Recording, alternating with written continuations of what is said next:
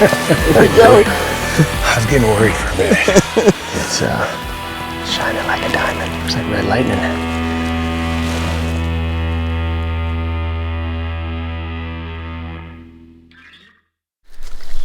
We're a little slow getting up this morning. Well, actually we got up pretty early. We're just moving slow. But we're in it. We got my bear right here up the ridge. Just hanging up here in a tree. From last night, about 300 yards up the hill from us. I'm gonna take that meat and I'm gonna go and put it in a snowbank, bury it, and hide. And then we're gonna get on the search for another bear. See if we can get one more up here in these tippy top mountains before we have to go back down. We're just gonna keep our eyes peeled this morning, getting a little breakfast and a little water in us. It was a rough climb yesterday to get here, and then it was a rough hunt, just speeding over there, getting the bear, and then packing him out last night was brutal. But it'd be nice to get that last bear.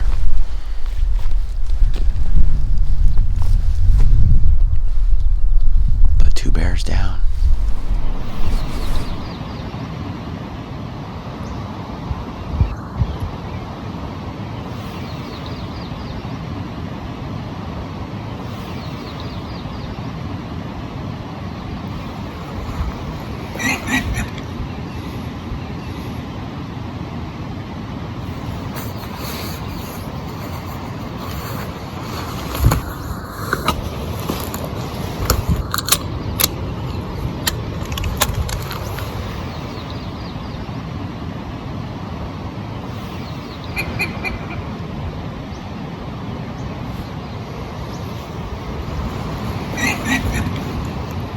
Grizz right across from me.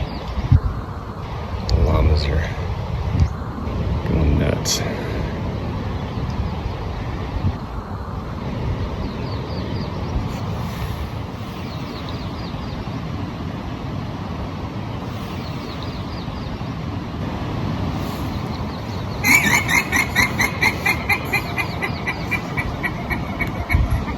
Jeez.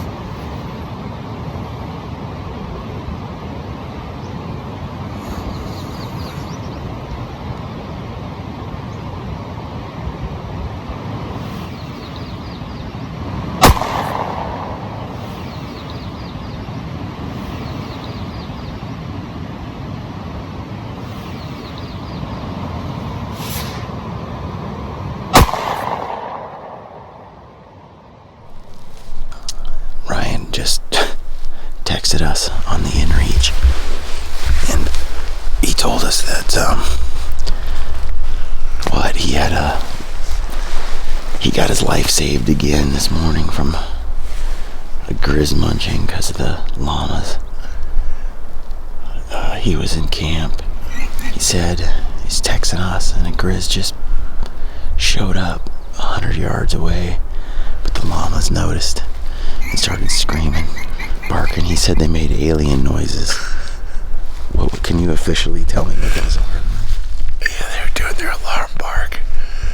Especially with bears, they go berserko with this alarm bark. So I'm not sure what scared Ryan more, the grizz or the llamas going berserk, but it probably saved him because, like you said, he said in his message that the grizz was right across the creek from him, and the llamas went berserk, and then Ryan had to defend his life down there. Ryan was going to come up today, but he texted and said, I don't think I can leave camp. I'm pinned down. Yesterday, he said one almost stepped on him over here when he was glassing. He's probably 200 yards from camp, 300 yards from camp, when he had one almost walk on top of him.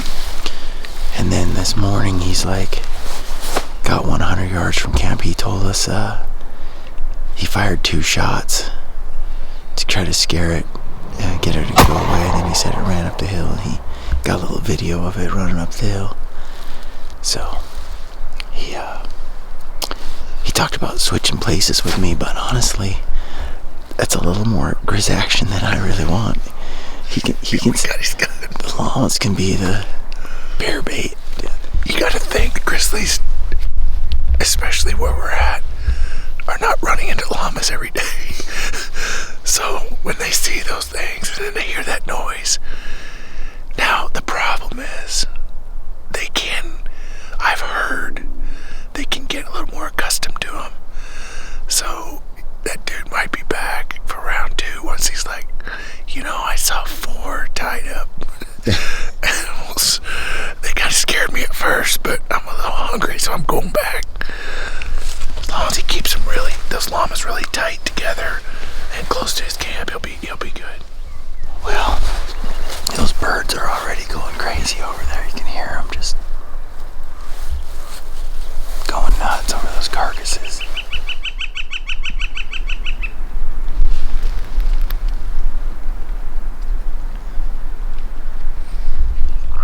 This trip has been it's been a really great trip. We're about 8 days in, 7 days, 8 days into this particular hunt. I knew this was going to be an epic one. There's when you involve those two, it usually is pretty epic. One of the things I knew that would happen was, going with Ryan and Brian. Brian's really has moved up and upped his game since we first ran into each other at the BHA rendezvous back several years ago, and it's been great watching their videos, and it's been fun to be on this hunt, but I knew this was not going to be no joke, and it's lived up to every bit of the hype. Last night, of course, Brian shoots this freaking bear. We're in this giant basin, okay, let's just picture this. And we're on the right side of this basin rim. We keep backed up 2,000 feet, set our camp up, walk up another 600-700 feet. We glass this bear at the farthest corner of the opposite side of the basin. About 6 o'clock, we traverse all the way over there, shoot the bear, side hill all the way over, and then in the dark, side hill all the way back. So we got to bed about 1 o'clock or so in the morning, and we're back at it again today. And the weather's gave us a little break today, so it's going to be cooler. Maybe the bears will be out all day. We're going to give it at least probably one more day up here. And but it's been a real adventure, as expected, especially for early. This was a real test for my llamas to get those boys out on a big backcountry adventure like this in May. Usually my bear hunts are not as remote as this, so it's been a really good learning experience, and to learn from these guys how they do things versus the way I do things. Brian and I were talking this morning. It's really nice when you can go with a couple guys that are at that next level, and you can just absorb some of their knowledge. And personally, I'm looking forward to the e-scouting bear module, because I've got so much content from this trip, from Brian and from Ryan, how they break down mountains, what they're looking for versus what I'm looking for. I think it's really going to be outstanding. It's been kind of a side benefit of this trip. I didn't expect that to be the case, but when you're locked up with 3 dudes for 9 days in the backcountry, you tend to kind of see how they do it and how they approach it. But yeah, it's really an epic adventure. Well, it's about 12:30. We've been glassing this basin for about 4 hours. We haven't seen a bear yet. I keep expecting a bear to roll over the top. The bear I shot yesterday came from the other side of this ridge. He just rolled over the top. Boom, he was there, and then we made a play. So any time now, a bear could roll over the top of this. The backside's real timbered. They've been hanging out there a lot. And then they'd roll over the top around 12, 2 o'clock, 3 o'clock. But the best hunting has been from 5 to 8:30 or so. That's been the best. But that's also weather dependent. We've had a lot of sun. It's been hot. With this overcast day like this, I kind of expect them to be cruising around, running these ridges and getting into these bottoms and doing their thing, just because it's nice and cool. But it might be a little too cool. Bears are weird. They like that. They like their temperature zones just right. But not really surprised that we haven't seen anything. Sometimes these bears don't even seem to get out of bed until 2 o'clock in the afternoon. Thing is, when you do see a bear, when a bear's in an area, he doesn't make any effort to hide. He just does bear things. It's not like a deer that's sort of being discreet and going from cover to cover or watching his back. Like, bears just go out on the mountain and be bears. So, I don't know.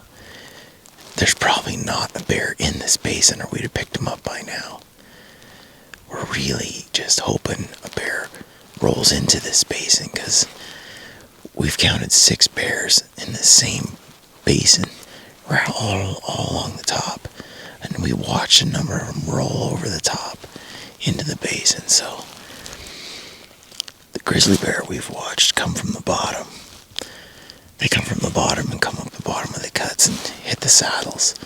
But the black bears, we often see them up way at the top, and they just roll over the tops and into this high alpine areas. But I'm super happy with the bear I shot. It's a nice big boar. Not massive, but nice. Got all the meat off of him. His hide's really pretty. Ryan's bear, Red Lightning, is just a touch bigger. It's a little bit bigger bear. Older. But both of them were scarred up. Both of them were good bears. We really haven't seen that many giants in this area. We've seen a lot of bears, just not big bears. I think the grizzly bears sort of keep them on their toes, maybe, but yeah, we've been in other areas where we've seen some really big black bears, but it's not really about the size of the bear. Back here, it's just about the adventure, doing the hard stuff, hunting in country that a lot of people will never see. Dodging grizzly bears is a little unnerving, but there's something cool about just watching one on the hillside right in front of you, or one walk past you. I kind of like it. Well, I was just sitting here, just finished talking, and I have a black bear just spotted up in the rocks, and he's making his way down. And he's gonna be perfect. I gotta find Mark.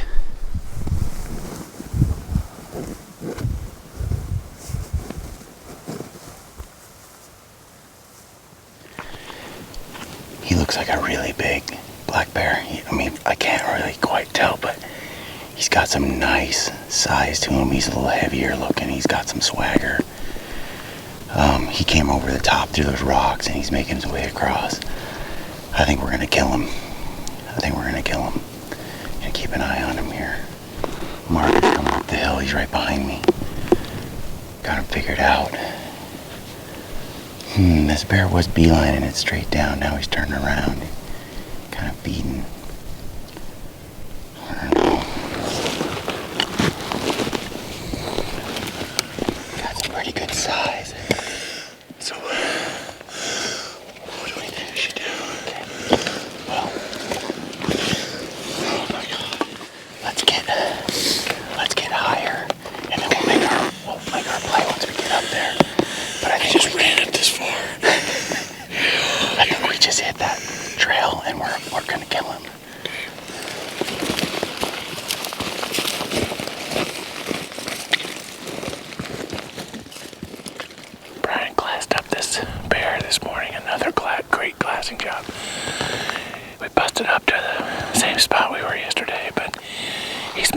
beeline for the ridge for some reason. He came down and we think he may have got across our track from packing out the bear. Or he got a whiff of the carcass from the bear earlier this week. But it kind of spooked him and he's kind of moving up the ridge and we got our eyes on him. But he's outpacing us right now, so we're going to probably have to sit down and just see what he does. And he stopped up. I'm looking at him right now. He's just, with my naked eye, he's stopped on the ridge, just standing there. He's looking around, so maybe he'll come back down and give us a play. We'll see here in a minute. The wind's perfect for us, so we just need to wait him out. See what he does. I don't think he's going anywhere. I think he's decided that he likes something here. But something's bothering him. Now he's just scratching his back. He's tearing up that bush. Here he comes.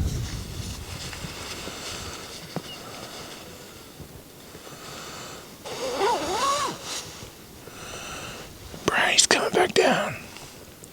Yep. He's gonna do it.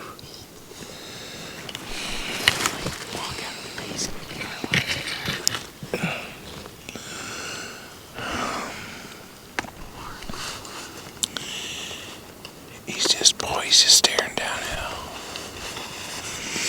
We've got everything. We've got time. We've got wind. It'd be nice to get this blackie. We can get a red, a cinnamon, and a black. He's making his way down. We could try to intercept him now.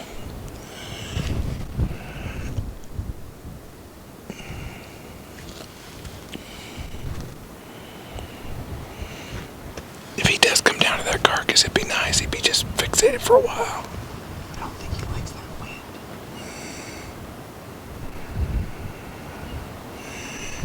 It's probably not that windy where he's at. He's on a mission. We know where he's going. He's on a mission. He's not even eating. He's in bright green grass. He's not even eating. I think we just slow make our way there. Where do we got to get to?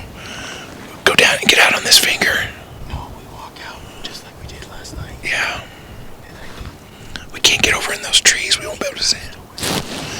Shot. If we just aim on the carcass, I know exactly where Brian shot. Okay. Right on this hill in front of us. He's trying to move slow. He doesn't pick us up.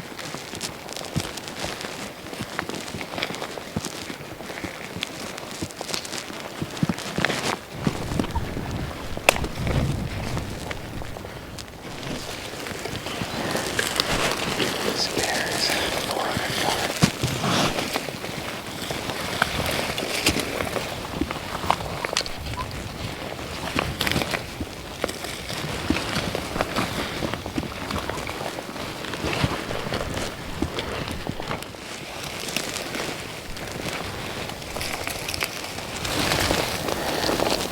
Come here.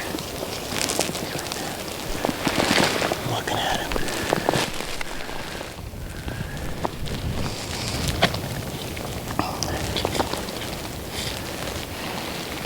Where do you want to set up?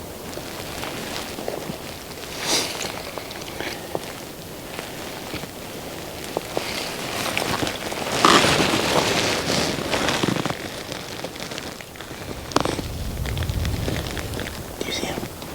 Do you see him? Mark? Do you see him? I see him. He's on that stump and log. He's just looking around.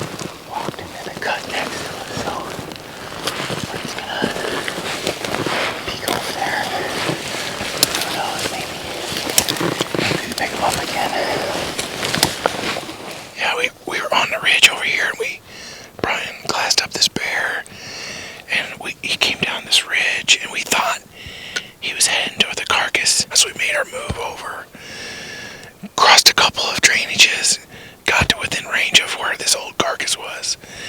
And this bear just never acted like he was ready to commit. He went down to the carcass. It was a little thick down there. There's a band of trees kind of right down there by it. He got right to the carcass. We were in range. We should have been in range. And he just didn't give us much time. He didn't even hang out that carcass. We thought we had all kinds of time. We thought he would stay on the carcass now that he found it. But he didn't. He took one look at that thing, started backing up this canyon, and he gave us a few minutes of possibles, and then he just slips up here into the timber, and we crossed a couple drainages over here to see if we could get eyes on him again. And nothing. And the whole time we saw him, he was just on edge, it seemed like. So that bear got away. So I hate it when that happens, but we should have had that bear. We've hammered that basin. We chased that black bear in there, and he gave us the slip. You could tell that bear knew something was. I think he was smelling us. Yeah, he was onto something. He didn't. He came and he hit our trail, and he was like, "Whoa!" Because he was just coming down the hill, and he was backed up, and then he went and looked around and sketched out. So it's probably time to give this basin a vacation. Time to go to greener pastures. We have a long hike ahead of us down the mountain with heavy packs.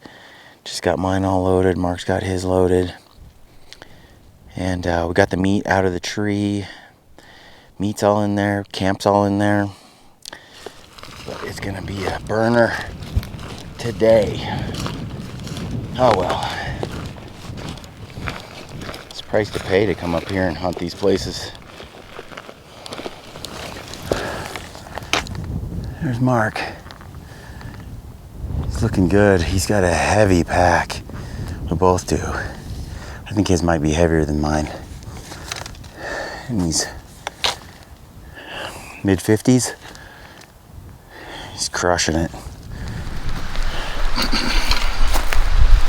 Wasn't that bad. Feet are a little The feet, hot. Feet. Feet are hot. They're not hurting. The tape's working good. They're just hot. We're off, Mark. How many black bears have you seen not at the top? None. 0. It's a big fat 0. 0. Like 0. We've seen grizzlies in every drainage that we've been in. And every drainage. the thing with Grizz is we even see them on the top too. And, yeah, they're just... Man, I've never seen a place that just... This 1,200 grizzly stuff is a bunch of BS. Those people, the grizzly count, whatever that count, they need to come out and hunt with us. Yeah, there's no shortage of grizzlies. There is no way. You should be able to hunt them at this point. It's ridiculous. There's 1,200 grizzlies in this freaking basin. Yeah, it's insane. I spent a lot of time studying when I did my e-scouting. I studied fire ages and how long a timber will stand versus spruce versus pine. And, you know, it's good information to know and spend some time with, because the last thing you want to do is get in some place and it's just matchsticks. Like that over there. That'd be, and it could be it's hell trying to hunt those when places. When you look at aerial photo views, you'll see the timber standing. The best way to tell if it's standing is look for the shadows. So if you can see the casting of the shadows on the ground, you know it's all standing. Well, then you look and you say, oh, that photo's 2014. Well, a lot can happen in 6 years. Yeah, how much of a burn? Look at the trail we had for the first 10 miles. Yeah. Men made of less stout material would have turned back, Mark. I should have turned back. Now look at me. Look at the adventure now, though. I can say I've been there in that patch of trees. Right It's an oasis. The only reason that didn't burn is because it's steep as shit. Couldn't burn it.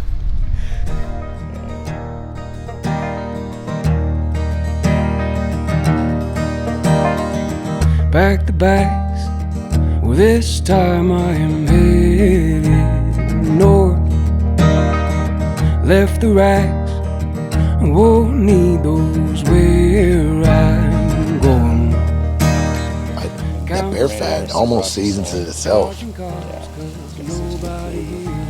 You just taking the bare fat just off the pieces of meat that you had. Yeah, that's good stuff.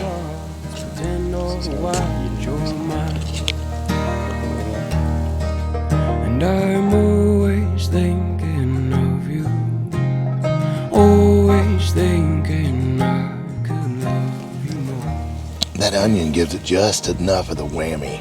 It's a perfect combination, isn't it? Oh man, and it's those mountain onions, they've got the wang to them, and so when they're cooked up, they kind of like add their own spice to it.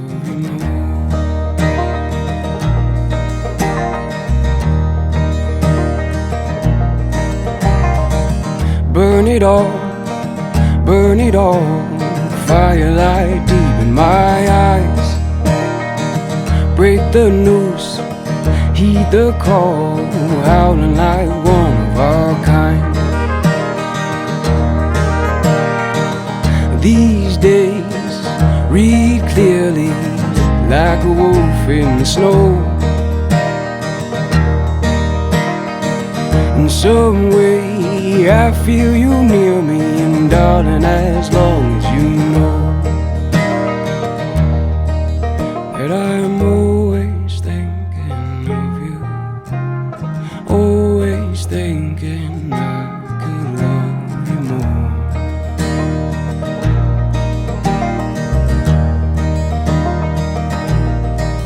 No, I'm always thinking of you, always thinking I could love you more.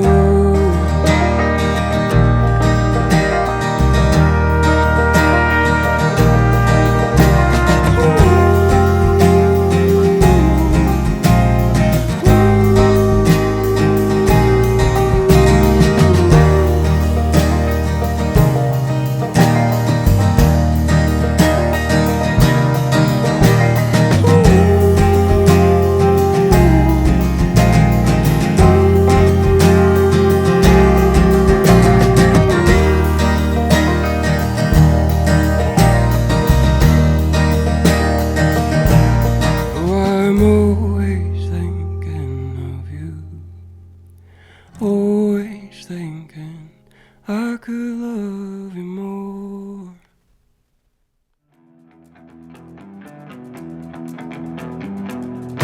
Hey folks, I hope you guys enjoyed that gritty film. This YouTube channel is exclusively hunt films. There's no other content published here, so if you like this video and you want to see more like it, make sure you subscribe to this channel if you have not already, and ring that notification bell so that you never miss a gritty film production. And if you want to see more behind the scenes gear discussions and other podcast content, check out our other YouTube channel, Gritty Gear and Podcast. And for gritty discounts, events, and merch, check out our website at briancall.com.